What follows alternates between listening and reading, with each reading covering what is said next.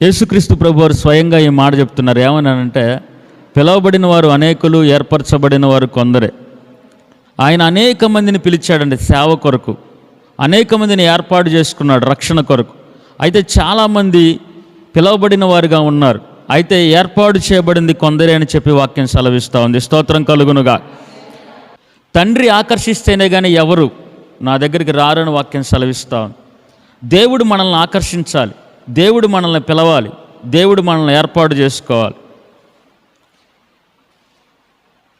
దేవుడు మనల్ని ఏర్పాటు చేసుకుంటున్నప్పుడు మనము దానికి లోబడినట్లయితే, విధేయత చూపించినట్లయితే మహిమగల కార్యాలను మనం చూడగలుగుతాం.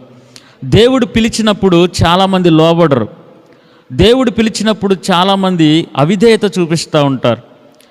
ఒక రకంగా చెప్పాలంటే, దేవుడు పిలిచినప్పుడు మనము లోబడి వస్తే మనము కార్యాలు చూడగలుగుతాం. లేదు, దేవుడు అట్లే పిలుస్తాడులే, ఆయన మాట నేనేంది వినేది అని చెప్పి కొన్ని వ్యతిరేకతలు చూపిస్తూ ఉంటాం. యాకోబు పత్రిక 4వ అధ్యాయం 8వ వచనంలో ఒక వాక్యం ఉందండి. దేవుడి దగ్గరికి రండి, అప్పుడు ఆయన మీ దగ్గరికి వస్తారు. స్తోత్రం కలుగునుగా. మొదటిగా ఆయన దగ్గరికి మనం రావాలి.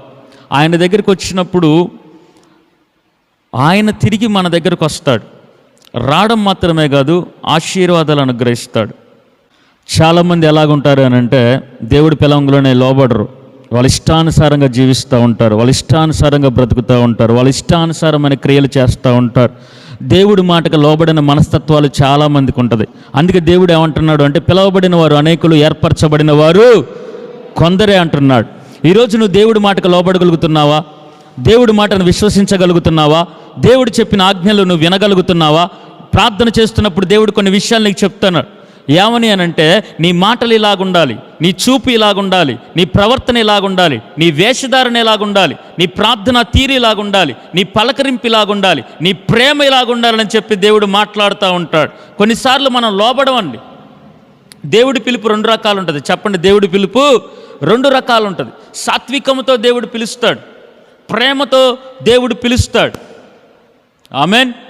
ఒక పిల్లాడిని అడుగుతాం, అరే అల్లరి చేయమాకరా అని చెప్తాం. వాడు విన్నాడా? సరే. వాడు వినలేదనుకోండి, 2వ కోణం ఉంటుంది. కన్న కొడుకే, కన్న కూతురే, చిన్న పిల్లగాళ్ళు చెప్పిన మాట వినకపోతే ఒకసారి చెప్తాం, తర్వాత 2వసారి ఎలా చెప్తాం? వాడు మాట వినకపోతే ఒక దెబ్బ తగిలిస్తాం. అలాగే దేవుడి పిలుపు కూడా 2 రకాలు ఉంటుంది. దేవుడు మాటకి లోబడి, దేవుడు పిలవకముందే దేవుడి దగ్గరికి వస్తే మనం ఆశీర్వాదాలను పొందుకుంటాం. స్తోత్రం కలుగునుగా. దేవుడు పిలిచిందాక మనం ఆగకూడదు. ఏదో అనారోగ్యం వచ్చి నువ్వు మందిరానికి వచ్చే కన్నా, అనారోగ్యం రాకముందే దేవుడి దగ్గరికి రావాలి. స్తోత్రం కలుగునుగా. నీ కుటుంబంలో ఎవరికో సమస్య వచ్చి, ఎవరికో బాధ వచ్చి, యేసయ్యా కాపాడయ్యా అని వచ్చే దానికన్నా, నీ కుటుంబంలో శ్రమ రాకముందే, కష్టం రాకముందే దేవుడికి పిలుపుకి లోబడేవారిలాగా ఉండాలి. ఆమెన్. మీకు 2-3 చూపిస్తా అండి బైబిల్లో. కొత్త నిబంధనలో కొంతమందిని, పాత నిబంధనలో కొంతమందిని చూపిస్తా. వాళ్ళు ఎలాగున్నదో వాళ్ళ పరిస్థితి మీరే క్యాలిక్యులేషన్ చేసుకోండి ఒకసారి. ఎలీషాని ఒకసారి. ఎలీషాని 1 రాజుల గ్రంథం 19వ అధ్యాయము 19వ వచనంలో ఏలియా పిలుస్తాడు. రా అని పిలిచినప్పుడు ఎలీషా తనకున్న సమస్తాన్ని విడిచిపెడతాడు.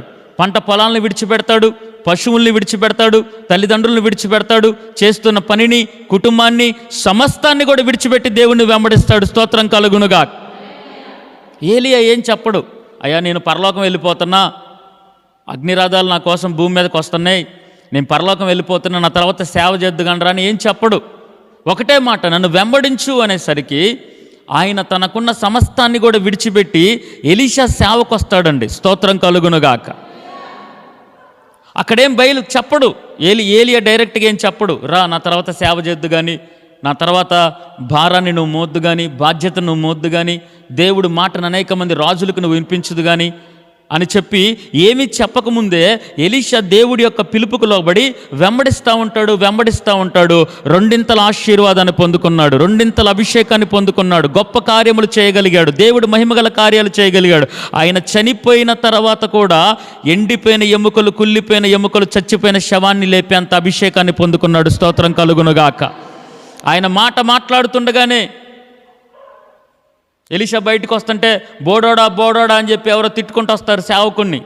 అలా తిట్టుకుంటూ వస్తే యెహోవా నామము అనంగలోనే అడవుల్లోంచి 2 ఆడ ఎలుగుబంట్లు వచ్చి అక్కడున్న బాలులందరినీ, యవనస్తులందరినీ చంపడం మనం చూస్తూ ఉన్నాం. ఆయన మాట ఒక శాసనంగా మారింది. ఆయన మాట ఒక శక్తివంతంగా మారింది. చచ్చిపోయిన తర్వాత ఎండిపోయిన ఎముకలు కూడా, కుళ్ళిపోయిన ఎముకలు కూడా శక్తివంతంగా, అభిషేకంగా మార్చబడ్డాయి. స్తోత్రం కలుగునుగా. ఎందుకు అనంటే దేవుడికి విధేయుడుగా ఉన్నాడు ఎలీషా. స్తోత్రం కలుగునుగా. దేవుడి మాటకు లోబడ్డాడు. యోనా అన్నాడు ఒకసారి, అయ్యా సేవకి వెళ్ళయ్యా అంటే యోనా ఏం చేశాడు? నేను వెళ్ళను, నేను రాను, నేను చేయను. చాలామందికి, ముసలోళ్ళైనా సరే, ఇక్కడున్న స్త్రీలైనా సరే, దేవుడు పిలుపు ఉంటుంది కొంతమందికి. వాళ్ళు హెచ్చడి చేస్తారు. ఆ హెచ్చడి చేసినప్పుడు 2-3 తగిలిస్తాడు దేవుడు. స్తోత్రం కలుగునుగా. ఈ యోనా ఏం చేస్తాడంటే దేవుడు స్వరం వింటున్నాడు. దేవుడు స్వరమిని నినివే పట్టణానికి వెళ్ళయ్యా అన్నప్పుడు ఈయన ఏమంటాడంటే, నేను నీ మాట వినను దేవా అంటున్నాడు. దేవుడు పిలవంగులోనే లోబడితే బాగానే ఉండేది అతడి ప్రయాణం. కానీ ఆయన ఏమనుకున్నాడు అనంటే దేవుడికి దూరంగా పోవడం ప్రారంభించాడు. దేవుడికి దూరంగా వెళ్ళడం ప్రారంభించాడు. దేవుడి సేవకు దూరంగా వెళ్ళడము ప్రారంభించాడు. దేవుడి సన్నిధిలో నుంచి దూరంగా వెళ్ళడం ప్రారంభించాడు. మరి వెళతా ఉంటే ఏమొచ్చింది? మేలు జరిగిందా, కీడు జరిగిందా? మేలు జరిగిందా? ఆపద ఎదురుగా వచ్చింది. సముద్రంలో తుఫాన్ ఎదురుగా వచ్చింది. దేవుడికి వ్యతిరేకంగా ప్రయాణాలు చేస్తుంటే, దేవుడి పిలుపుకి లోబడకుండా ప్రయాణాలు చేస్తుంటే ఎక్కడున్నాడు? పడవలో ఉండాల్సిన వాడు సముద్రపు అట్టడుగులో ఉన్నాడండి. హల్లెలూయా చెప్పండి 2 చేతులపై. ఎక్కడ ఉండాల్సినోడు ఎక్కడున్నాడు? నినివే పట్టణంలో రాజుల దగ్గర ఉండాల్సినోడు, వాక్యం ప్రకటించాల్సినోడు, ప్రార్థన చేయాల్సినోడు, అనేక మందిని దేవుడి దగ్గరికి చేర్చాల్సిన వాడు ఎక్కడున్నాడు? నీటి అడుగులోకి పోయి చావు బతుకుల మధ్య కొట్టమిట్టాడుతూ ఉన్నాడు. ఈరోజు మనకు అవసరమా? ఆలయంలో ఉండాల్సిన మనం హాస్పిటల్లో ఉండడం అవసరమా? 2 చేతులు పైకెత్తి. ఆలయంలో గడుపమ్మా అంటే హాస్పిటల్లో దగ్గుతా, నేను హాస్పిటల్లో మందులు వేసుకుంటా, హాస్పిటల్లో డాక్టర్ దగ్గరికి పోతా అంటే, నువ్వు ఉండే చోట ఉండే స్థలంలో కూడా ఉండకుండా దేవుడు నడిపిస్తాడు. స్తోత్రం కలుగునుగా. ఉండాల్సిన ఆలయంలో మనం ఉండాలి. దేవుడు పరిచర్య చేయ్యా అంటే, లేదు నేను పడవెక్కుతా, వ్యాపారం చేసుకుంటా, వేరే ఊరు పోతానని చెప్పి వెళ్తా ఉన్నాడు. పిలుపుకు లోబడకపోతే దేవుడు ఇంకొకలాగా పిలుస్తాడు. పిలుపుకు లోబడితే గనక, ఎలీషా పిలుపుకు లోబడ్డాడు కాబట్టి ఆశీర్వాదాలు పొందుకున్నాడు, అభిషేకాన్ని పొందుకున్నాడు. రాజులు ఆయన దగ్గరికి వచ్చారు, ఆశీర్వాదముతో నింపబడ్డాడు. స్తోత్రం కలుగునుగా. చాలామంది అంటారు, నేను ప్రార్థన చేయను, నేను ఉపవాసం చేయను, నేను కన్నీరు గార్చను, నేను దేవుడికి లోబడను. చెప్పండి, ఎవరికి మనం ఎదురు తిరుగుతున్నాం? సృష్టికర్త అయిన దేవుడికి ఎదురు తిరుగుతున్నాం చాలా సందర్భాల్లో. సృష్టికర్త అయిన దేవుడి పిలుపుకు లోబడట్లా చాలా సందర్భాల్లో. ఎలీషానేమో దేవుడు పిలుపుకు లోబడినప్పుడు ఆశీర్వాదాలు చూడగలిగాడు. అదే అభిషేకం కలిగినటువంటి యోనా దేవుడు పిలుపుకు లోబడినప్పుడు సముద్రంలో తుఫానులు చూశాడు. పాపం ఎంతో అంచనాల మీద వెళ్తున్నారండి. ఒక సముద్రంలో తర్షీష్కి వెళ్ళే ఓడలో వాళ్ళందరూ కూడా వ్యాపారాలు చేసుకుందామని వాళ్ళకున్న బట్టలు, ఆస్తి మొత్తం కూడా తినే అన్నీ కూడా వేసుకొని ఆ ఓడలో ప్రయాణం చేస్తూ ఉంటే ఇతడి వల్ల వాళ్ళు కూడా నష్టపోయారు. అవన్నీ తీసుకెళ్ళి సముద్రంలో పడివేశారు. వాళ్ళు తినే సామాన్లు కానీ, వాళ్ళు కట్టుకునే బట్టలు కానీ, వాళ్ళు సంపాదించిన అన్నీ కూడా తీసుకెళ్ళి సముద్రంలో పడేశారు. ఈయన నష్టపోయాడు, వాళ్ళు నష్టపోయారు. పక్కన వాళ్ళు కూడా ఆశీర్వాదాలు కోల్పోయారు. పక్కన వాళ్ళు కూడా తమకున్న ఆస్తిని కోల్పోయిన సందర్భాలు, ప్రాణాలు అరచేతుల్లో గుప్పెట్లో పెట్టుకుని వాళ్ళు బిక్కుబిక్కుమంటూ చూశారు యోనాను బట్టి. అదే యోనా పిలవంగలోనే లోబడినట్లయితే ఆ సముద్రంలో అటువంటి స్థితి వచ్చేది కాదు. స్తోత్రం కలుగునుగాక. కానీ ఎప్పుడైతే ఒక మాట ఒప్పుకుంటాడండి యోనా తిరిగి, ఎవరయ్యా నువ్వు అని అంటే అప్పుడు చెప్తున్నాడు, నేను నిజమైన దేవుణ్ణి ఆరాధన చేసేవాడిని. స్తోత్రం కలుగునుగాక. యెహోవా నామమును ప్రకటిస్తాడు. ఆకాశాన్ని భూమిని సృష్టించినటువంటి సృష్టికర్త అయిన దేవుణ్ణి ఆరాధించి హెబ్రీయుణ్ణి అంటాడండి. దేవుడు నామాన్ని ఒప్పుకుంటారు. అక్కడున్న వాళ్ళందరూ కూడా, ఓడలో ఉన్న వాళ్ళందరూ కూడా నిజమైన దేవుణ్ణి తెలుసుకుంటారు. స్తోత్రం కలుగునుగాక. తర్వాత నినివే పట్టణస్తులందరూ కూడా తెలుసుకుంటారు. స్తోత్రం కలుగునుగాక. అసలు ఇన్ని బాధలు ఎందుకు? ఇన్ని తిప్పలు ఎందుకు? అదేదో మొట్టమొదటిగానే దేవుడు మాట వింటే పోయేది కదా. అందుకే మీకు కూడా ఒక మాట చెప్తున్నా, అన్ని బాధలు పడి అనారోగ్యం వచ్చి మన కుటుంబంలో మన పిల్లలకి బాగోలేక, మనకు బాగోలేక తిప్పలు పడుకుంటూ ఆలయానికి రావడం కన్నా అన్నీ బాగుండగానే దేవుడు ఆలయానికి రావాలి. స్తోత్రం కలుగునుగాక. అన్నీ సమృద్ధిగా ఉండగానే దేవుడి దగ్గరికి రావాలి. చాలామంది ఏం చేస్తారంటే కొన్ని మేలులు రాంగ్లోని దేవుని విడిచిపెడతారు, కొన్ని ఆశీర్వాదాలు రాంగ్లోని దేవుని విడిచిపెడతారు. అంతా సమృద్ధిగా ఆరోగ్యంగా ఉంటే దేవుని విడిచిపెడతారు చాలామంది. కానీ నేను ఒక మాట చెప్తున్నా, నీకు అన్నీ ఉన్నప్పుడు దేవుడి దగ్గరికి రా. దేవుడు నేను పిలిచినప్పుడు దేవుడి దగ్గరికి రా. దేవుడి సన్నిధిని నువ్వు వెతుకు. స్తోత్రం కలుగునుగాక. అందుకే దేవుడు ఏమంటున్నాడు అని అంటే, పిలవబడిన వారు అనేకులు, ఏర్పరచబడిన వారు కొందరే. దేవుడు పిలుపు కూడా లోబడేవారు కొంతమందే ఉన్నారు. కాబట్టి వచ్చిన మీ అందరికీ నేను చెప్తున్నాను ఏంటి అని అంటే, నువ్వు ఎలాగున్నావు? దేవుడు సాత్వికంగా పిలుస్తున్నప్పుడు నువ్వు వస్తున్నావా, లేదా దేవుడి యొక్క ఇంకొక రూపంలో నువ్వు పిలుస్తున్నప్పుడు వస్తున్నావా? స్తోత్రం కలుగునుగాక. చెప్పండి యేసుప్రభు అనండి ఒకసారి. యేసుప్రభు ఎలాంటి వాడు? కొడితే కొట్టించుకున్నాడు ఆయన, ముఖాన్ని ఉమ్మి వేస్తే ఉమ్మి వేయించుకున్నాడు ఆయన, ఆయన వస్త్రాలన్నీ లాగుతుంటే భరించాడు ఆయన. వెర్రివాడు, పిచ్చివాడు, దయ్యాలు పట్టినోడు, తిండిపోతూ, త్రాగుబోతూ, ఇట్లా రకరకాల పేర్లు పెడుతుంటే సహించాడు ఆయన. అటువంటి వ్యక్తి ఎంతో ఓర్పు, ఎంతో సహనం. ఒకరోజు 12 మంది శిష్యుల్ని అలా కూర్చోబెట్టి వాళ్ళందరికీ 12 మందికి బల్లారాధన ఇచ్చేసి వాళ్ళ కాళ్ళు పల్లెల్లో పెట్టి కడిగాడు. చచ్చిపోయేలోపు ఒక్కసారైనా నీ పక్కన కాళ్ళు గడగండి. చచ్చిపోయే లోపు. శాస్త్రం చెప్పండి ఒకసారి మనసులో ఊహించుకోండి. నా పక్కన వాళ్ళని కాళ్ళు నేను గడిగితే ఎట్లా ఉంటుందని ఊహించుకోండి ఒకసారి మీరే చుట్టూ ఉన్న వాళ్ళని చూసి, నీ పక్కన వాళ్ళు కాళ్ళు పట్టుకొని కడిగితే ఎట్లా ఉంటుంది? అది టవల్తో తుడిస్తే ఎట్లుంటుంది? లేకపోతే ఇంటికి పోయి మీ ఆయన కానీ నీ కొడుకు కానీ నీ కొడుకు కాళ్ళు పట్టుకొని నువ్వు కడగలుగుతావా? నీ కోడల కాళ్ళు పట్టుకొని కడగలుగుతావా? ఆయన గడిగాడు. కోడల శత్రువులాగా, అత్త శత్రువులాగా, భర్త శత్రువులాగా కనపడుతుంటే ఆయన ఎటువంటి మనసు అంటే, యేసుప్రభు చెప్తున్నా, ఆయన మనసు ఎలాంటిదంటే, పేతురు కాళ్ళు పట్టుకొని గడిగాడండి. పేతురు అన్నాడయ్యా నేను పాపి, నన్ను వదిలేయంటే లేదు అని చెప్పి తాను తగ్గించుకుంటూ, మనిషి కుమారుడు తీర్పు తీర్చడానికి కాదు, మనిషి కుమారుడు అనేకులకి ప్రతిగా రక్తమును క్రయధనముగా తన ప్రాణమునే ఇవ్వడానికి ఈ లోకానికి వచ్చాడు. స్తోత్రం కలుగునుగాక. ఆఖరికి అమ్మేవాడు కూడా, ఇస్కరియోతు యోధా పాదములు కూడా పట్టుకొని కడిగాడు ఆయన. అటువంటి క్యారెక్టర్ ఆయన యేసుప్రభుది. స్తోత్రం చెప్పు 2 చేతుల పైకి. ఒకవేళ నువ్వు నేను కడుగు అనంటే, పల్లెల్లో పెట్టి కాళ్ళు కడగండి అనంటే కడగాలి. స్తోత్రం చెప్పు 2 చేతులు పైకెత్తి.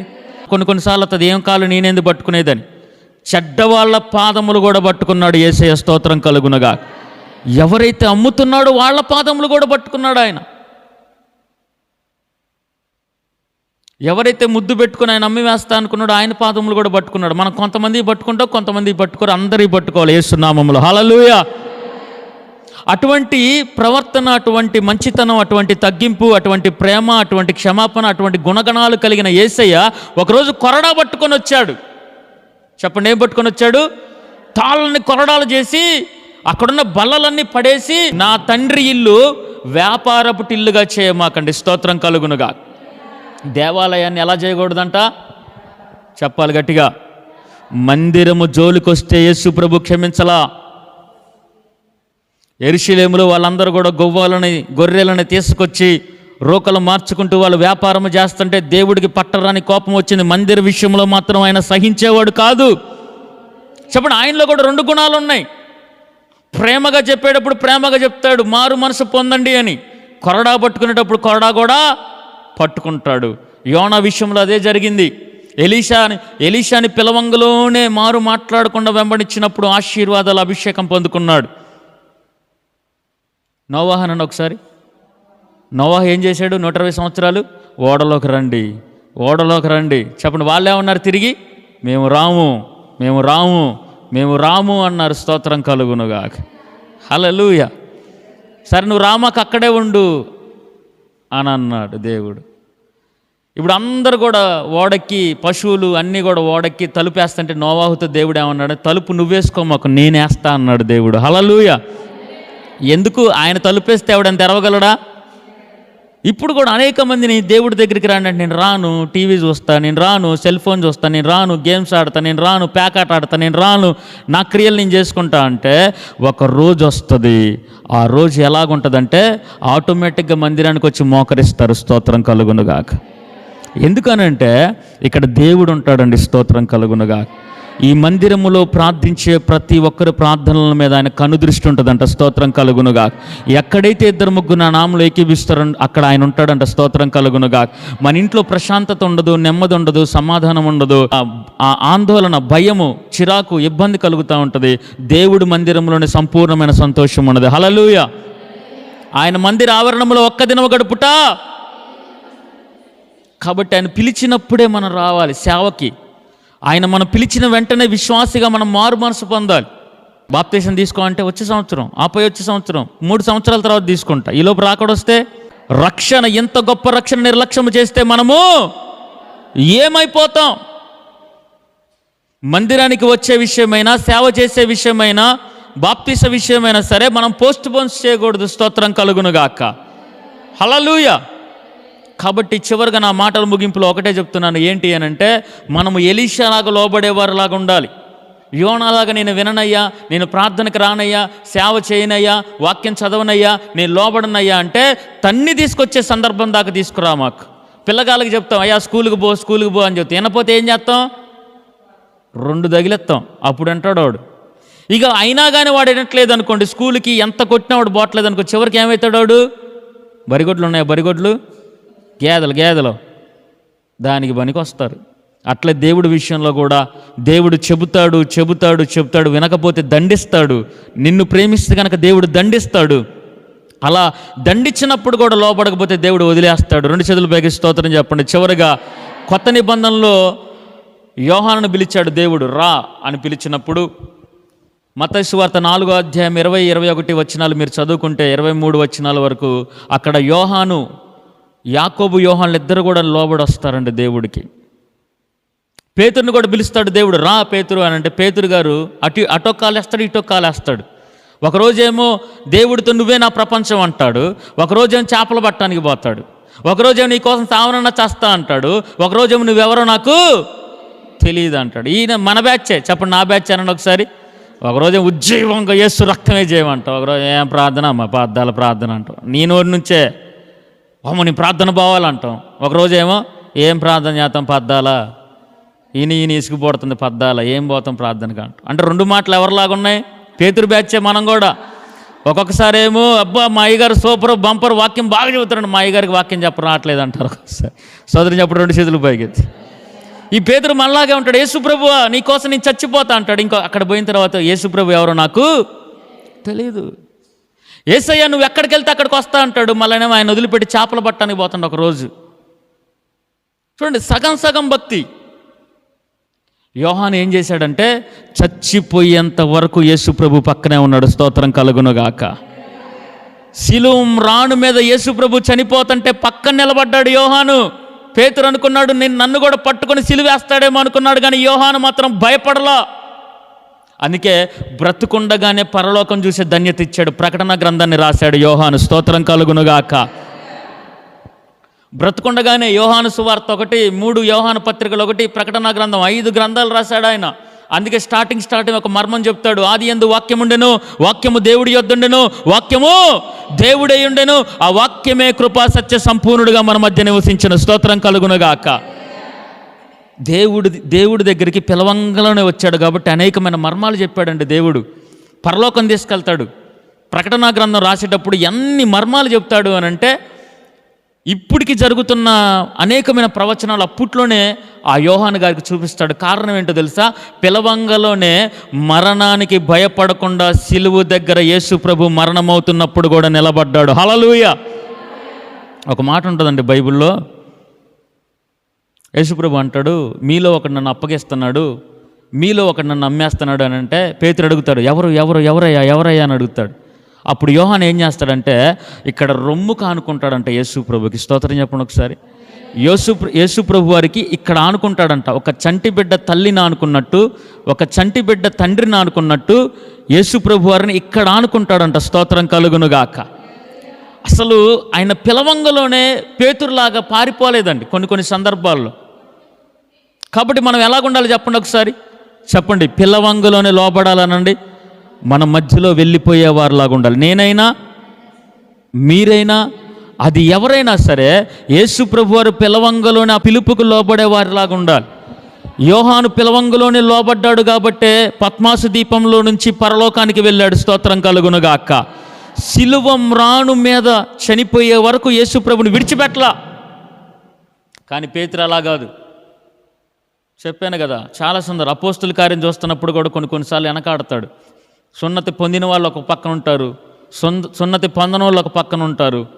సున్నతి పొందిన వాళ్ళు ఇజ్రాయేలీయులు, యూదులు ఒక పక్కన ఉంటే, అన్యజనులు ఒక పక్కన ఉంటే భయపడతాడు. వామ్మో వాళ్ళు వచ్చారేమో అనుకుంటారేమో అని కొన్ని సందర్భాల్లో పేతురు గారు వెనకడిగేస్తారు. చూడండి, మనం కూడా చాలా సందర్భాల్లో ఆ విధంగా కొన్ని సందర్భాల్లో దేవుడి కోసం బతకాలని తీర్మానాలు తీసుకొని మధ్యలో విడిచిపెడతా ఉంటాం. అలాగ ఉండకుండా మనం ఉండాలి. స్తోత్రం కలుగునుగాక. బైబిల్ వాక్యం సెలవిస్తూ ఉంది, మరణం వరకు మనం నమ్మకంగా ఉందుముగాక. ఇంకో వ్యక్తిని పిలిచాడు దేవుడు. ఎవరు అనంటే సౌలు అనండి. ఒకసారి పౌలు చెప్పండి. పౌలు అనండి. పౌలుని ఎలా పిలిచాడు దేవుడు?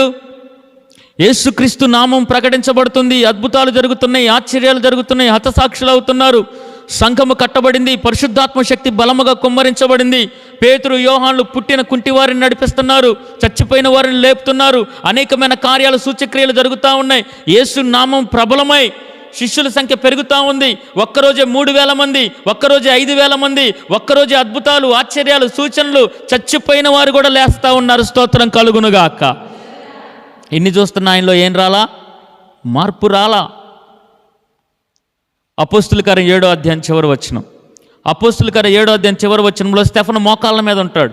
మోకాళ్ళ మీద ఉండి అందరూ రాళ్లతో కొడతంటే వీరి మీదకి ఏ నేరము రానియకము అన్నాడండి. హల్లెలూయా చెప్పండి. యేసు ప్రభు శిలువ మీద ఏమన్నారు? తండ్రి. అప్పుడు శిలువ మీద రెండో దొంగ ఏమన్నాడు? యేసు నీ రాజ్యంతో వచ్చినప్పుడు, అరే ఈయనేంట్రా ఇలాంటోడు? యేసు ప్రభు ప్రేమను చూస్తున్నాడు, యేసు ప్రభు దైవత్వాన్ని చూస్తున్నాడు, యేసు ప్రభు యొక్క స్థితిని చూస్తున్నాడు.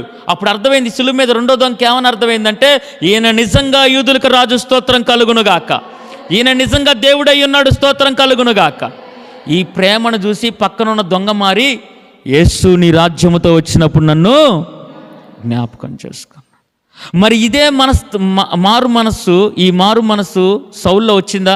స్టెఫను మోకాల్లోని రాళ్ళు కొడుతున్నా, అరే ఇతనికేంటి ఎంత సమర్పణ, ఇంతమంది చుట్టూ చేరామే, ఇతను ఇంతగానం కొడుతున్నామే, ఇంతగానం చంపుతున్నామే, చంపేటప్పుడు కూడా మోకాళ్ళు వీడట్లేదేంటి, ఇతడు మోకాళ్ళుని ప్రార్థన చేస్తున్నాడేంటి, చంపుతున్న మా కొరకు ప్రార్థన చేస్తున్నాడేంటి అని కనీసం మారు మనసు వచ్చిందా?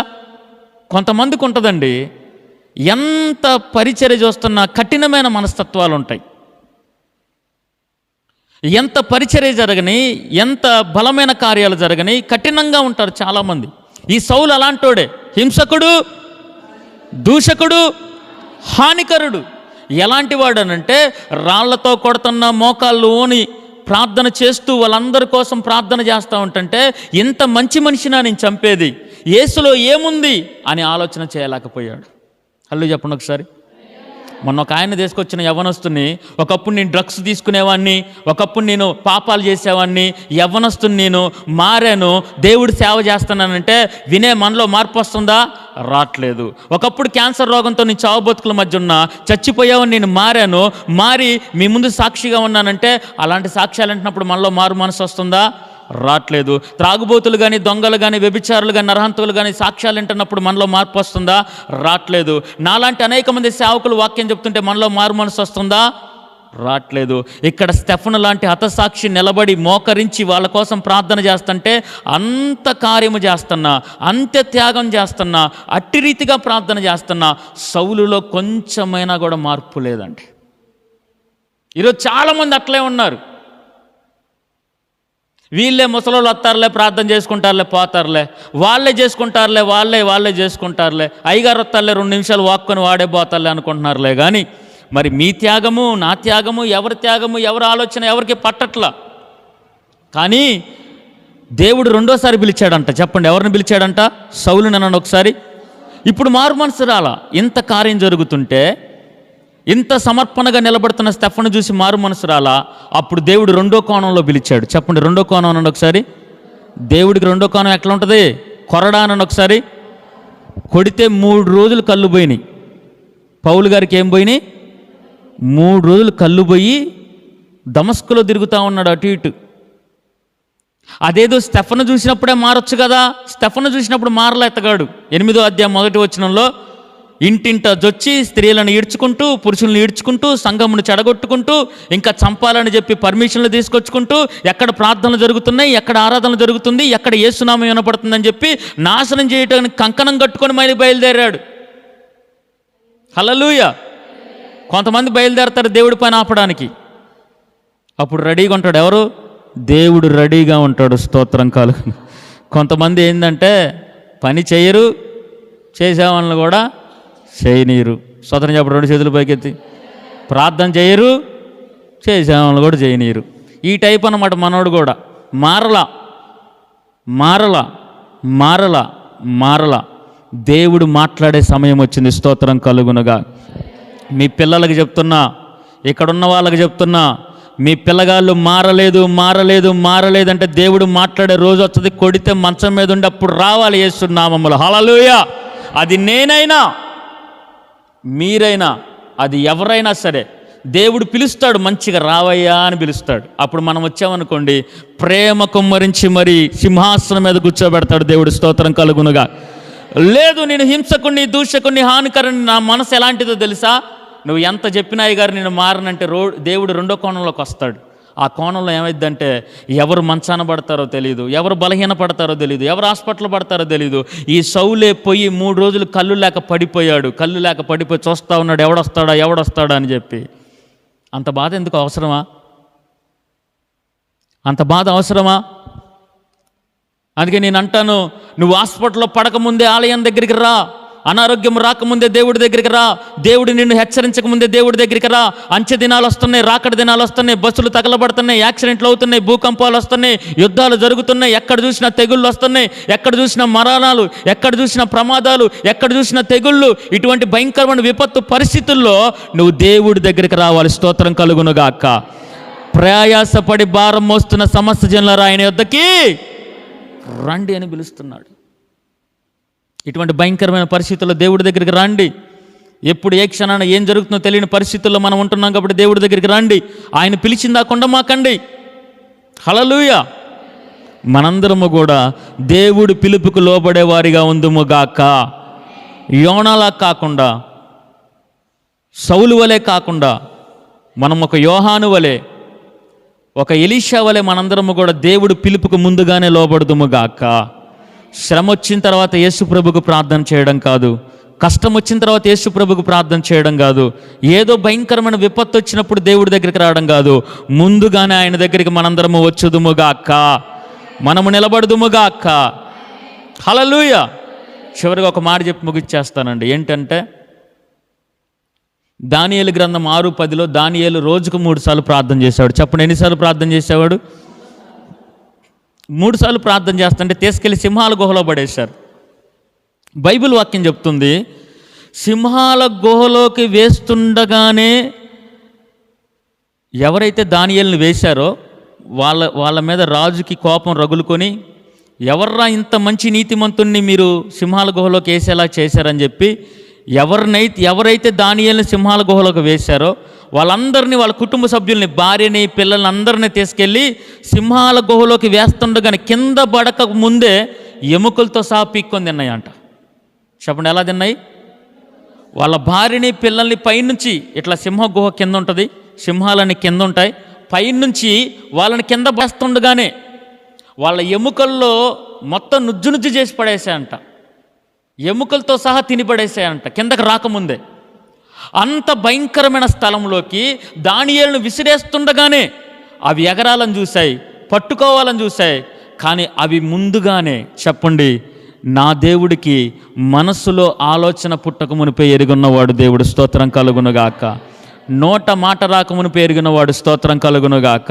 సింహాల గుహలోకి పడవేయక మునిపే ఆయన ప్రార్థన శక్తి, ఆయన ప్రార్థన బలం, ఎల్లక ముందే, సింహాల గుహలోకి వెళ్ళక ముందే దేవుడు తన దూతలను అక్కడ నియమించాడు. స్తోత్రం కలుగునుగా. నేను ఒక మాట చెప్తున్నా, నీ కుటుంబంలో ప్రమాదము జరగక ముందే నీ దూతలు, నువ్వు ప్రార్థన చేస్తుండగా దేవుడి దూతలు నీ పిల్లల దగ్గరికి వచ్చుదురుగాక. నువ్వు ముందుగానే సిద్ధపరచుండాలి. ఎప్పుడు హాస్పిటల్కి వెళ్ళి ప్రార్థన చేయడం, సమస్యల్లో ఉండి ప్రార్థన చేయడం కాదు. నువ్వు రోజు ఈ విధంగా ప్రార్థన చేసుకుంటుంటే సమస్యలోకి వెళ్ళక ముందే నా దేవుడు అక్కడ ఎదురుగా ఉంటాడు. స్తోత్రం కలుగునుగా అక్క.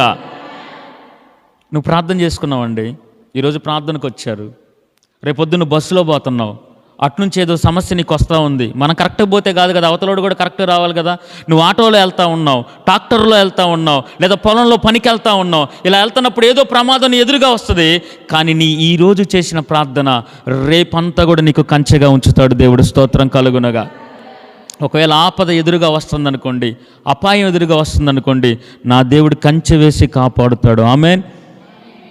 కాబట్టి ముందుగానే దానియేలు ప్రార్థన చేయగా, రోజు ప్రార్థన చేస్తుండగా సింహాల గుహలో నుంచి ముందుగానే దేవుడు తప్పించాడు, ఏ హాని చేయకుండా. షద్రక్ మెషక్ అబేద్నెగోలను కూడా అగ్నిగుండంలో వేసిన వాళ్ళు చచ్చిపోయారు. వేసిన వాళ్ళు ఎవరైతే ఇసిరేసారో వాళ్ళు చచ్చిపోయారు. కానీ వీళ్ళు లోనికి వెళ్తుండటంతోనే దేవుడి యొక్క సన్నిధి, దేవుడు కిందకి దిగి వచ్చాడు. అలా ముగ్గురిని కూడా దేవుడు కాపాడాడు. స్తోత్రం కలుగునుగా అక్క. ఈరోజు మనము కూడా రోజు ప్రార్థన చేసుకోండి. దేవుడు పిలిచిన దాకా మీరు ఆలస్యం చేయొద్దు. దేవుడు పిలిస్తే ఇంకొక కోణంలో ఉంటుంది, ఆ కోణం దాకా తెచ్చుకోమాకండి. దేవుడు పిలుపుకు లోబడండి, దేవుడు ప్రేమకు లోబడండి, దేవుడి యొక్క మాటకు లోబడండి. అలా మాటకి లోబడినప్పుడు మన కుటుంబం చుట్టూ నా దేవుడు కంచె వేస్తాడు. ఇటు మాటలు దేవుడు తన వినికిల్లో ఆశీర్వదించునుగా అక్క. దేవా, నీ గద్దింపు దాకా నేను తెచ్చుకోకూడదయ్యా. చెప్పండి, గుండెల మీద చేసుకుని, దేవా సాత్వికంతో నువ్వు పిలుస్తున్నప్పుడే నేను లోబడాలి. పౌలుని పిలిచినట్లు నా పిలుపు ఉండకూడదయ్యా. యోనాను పిలిచినట్లు నా పిలుపు ఉండకూడదయ్యా. పేతురులాగా నేను ఒకరోజు నీ కోసం బతకడం, ఒకరోజేమో బయట బ్రతకడం కాదయ్యా. ఒకరోజేమో భక్తిని చేస్తాం, ఒకరోజేం చేయలేకపోతాను. ఒకరోజు ప్రార్థన చేస్తాం, ఒకరోజు ప్రార్థనకు అట్లా కాదయ్యా. చెప్పండి, గుండెల మీద చేసుకొని, అయ్యా నీ పిలుపుకి నేను లోబడాలయ్యా, నీ మాటకి నేను లోబడాలయ్యా. నీ మాటకి నేను దూరం అవుతున్నప్పుడల్లా నా కుటుంబంలో యుద్ధాలు జరుగుతున్నాయి. గుండెల మీద చేసుకొని, ఇంకా యోనాకు వచ్చిన శ్రమలు నీకు వస్తున్నాయా? సేవ పిలుపుండి కూడా నువ్వు రావట్లేదా? దేవుడు పిలుస్తున్నా నువ్వు రావట్లేదా? దేవుడి కృపలో నువ్వు ఉండి కూడా రావట్లేదా? యుద్ధాలు చూడమాకండి, సమస్యలు తెచ్చుకోమాకండి, శ్రమలు తెచ్చుకోమాకండి. ఈరోజు మళ్ళీ చెప్తున్నా, నీ కొడుకుల కోసం, నీ కూతుర్ల కోసం మారాలని నువ్వు ఎంత ప్రార్థన చేస్తున్నావో దేవుడు మాట్లాడే రోజు ఉంది. ఆ రోజు వాళ్ళు సమస్య తెచ్చుకుంటారు. అప్పుడు నువ్వు కాపాడమని అడగమాక. చాలామంది ఏదైనా సమస్య రాంగులను కాపాడని ప్రార్థన చేస్తున్నారు. ఆ శోధన వచ్చింది వాళ్ళని శిక్షించడానికి కాదు, దేవుడి దగ్గరికి నడిపించడానికి. నువ్వు అనుకుంటున్నావు, అయ్యో నా మనవరాలకి ఏంటి ఈ శోధన వచ్చింది, నా మనవడికి ఏంటి ఈ శోధన వచ్చింది, నా కొడుకు ఏంటి ఈ శోధన వచ్చింది, నా కూతురికి ఏంటి ఈ శోధన వచ్చిందని నువ్వు అనుకుంటున్నావు. కానీ ఆ శోధన వల్లే దేవుడి దగ్గరికి వాళ్ళు రాబోతున్నారు. స్తోత్రం కలుగునుగా అక్క. గుండెల మీద చేసుకొని, ఒకప్పుడు నీకు అనారోగ్యం రాబట్టే కదా నువ్వు దేవుణ్ణి తెలుసుకున్నావు, నీకు శ్రమ రాబట్టే కదా దేవుణ్ణి తెలుసుకున్నావు, గర్భఫలం ఇయ్యకపోబట్టే కదా దేవుణ్ణి తెలుసుకున్నావు. చెప్పండి, గుండెల మీద చేసుకొని, ఒకప్పుడు రోగం వచ్చింది, ఒకప్పుడు బలహీనత వచ్చింది, ఒకప్పుడు గర్భాలు తెరవబడలేదు, ఒకప్పుడు వివాహాలు జరగలేదు, ఒకప్పుడు తినడానికి తిండి కూడా లేదు మాకు. ఆ శ్రమ రాబట్టే ఈరోజు నువ్వు ప్రార్థనా పరురాలుగా నిలబడ్డావు. శ్రమ రాబట్టే నువ్వు ప్రార్థనా పరుడుగా నిలబడ్డావు. కష్టం రాబట్టే దేవుడి కృప ఏంటో తెలుసుకున్నావు. అది నీ పిల్లలు కూడా తెలుసుకుందురుగాక, నీ కుటుంబం తెలుసుకుందురుగాక, మన గ్రామం తెలుసుకుందురుగాక. నేను మాత్రం దండించకముందే నేను రావాలయ్యా. ఒకసారి అడగండి, దేవా నేను సౌలులాగా పౌలులాగా కాదు, కానీ అయ్యా యోనాలాగా నేను ఉండకూడదయ్యా. చెప్పండి, నోరు తెరిచి, యేసయ్యా యోనాలాగా పొమ్మంటే పోకుండా ఆగిపోయేవారిలాగా నేను ఉండకూడదు, సౌలులాగా నేను ఉండకూడదు, హింసకుడు దూషకుడు హానికరులాగా కఠినమైన హృదయం నాకు ఉండకూడదు. మళ్ళీ చెప్తున్నా, నువ్వు గనక నీ హృదయాన్ని రాతి గుండెని చేసుకుంటే దేవుడు మాట్లాడాల్సి వస్తుంది. దేవుడు మాట్లాడితే మనం తట్టుకోలేం, దేవుడు పిలిస్తే మనం తట్టుకోలేం. సేవకుడు మందిరానికి పిలిస్తే అది బాగానే ఉంటుంది, కానీ దేవుడే మందిరానికి వచ్చేలాగా చేస్తే మాత్రం అది మనం తట్టుకోలేం. యేసయ్యా నేను నా కుటుంబం అలాగ ఉండకూడదు. చెప్పండి, గుండెల మీద చేసుకొని, నేను నా కుటుంబం అట్లా ఉండకూడదు, నేను నా పరిస్థితులు అలాగ ఉండకూడదు.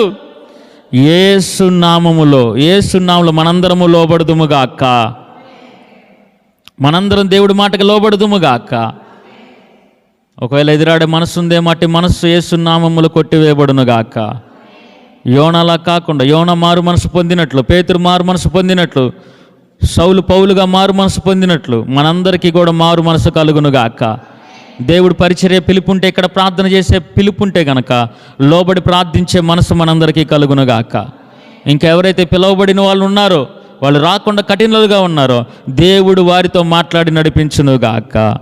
యేసు నామములో అడిగి వేడుకుంటూ పొంది ఉన్నాము తండ్రి. ఆమేన్.